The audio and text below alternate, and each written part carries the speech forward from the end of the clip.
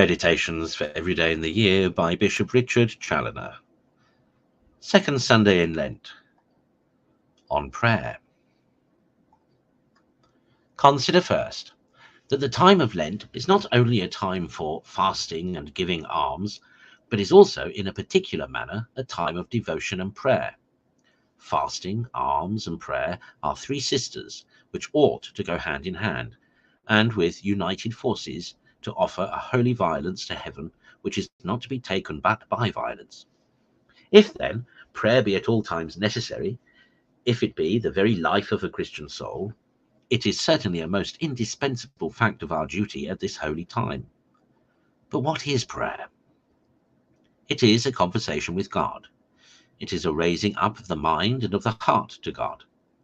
It is an address of the soul to God, in which we present him with our homage, our adoration, praise, and thanksgiving. We exercise ourselves in his presence in acts of faith, hope, and love, and we lay before him all our necessities and those of the whole world, begging mercy, grace, and salvation at his hands. O my soul, how happy it is, how glorious, how pleasant to entertain oneself thus with thy God!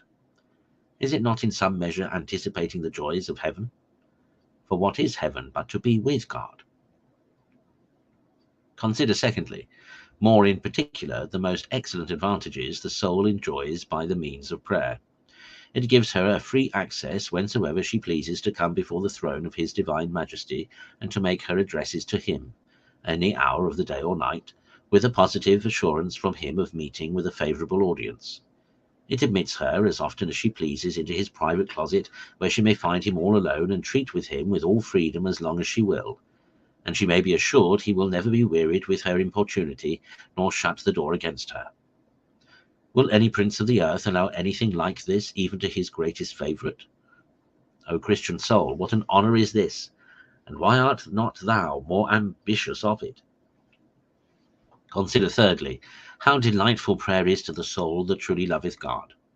The true lover finds the greatest pleasure in thinking of and speaking with the object of his love. If then the soul truly love God, nothing will be more sweet to her than this heavenly intercourse and conversation with her sovereign good. The saints have found it so when they have passed whole nights in prayer, and thought the time very short through the delight they found in the company of their beloved. O my soul, if thou find no such delight in prayer, see if it be not for want of love. Conclude to embrace this heavenly exercise of prayer at all opportunities. Here is to be found thy greatest honour, interest, and pleasure, and in a word, thy whole happiness both for time and eternity.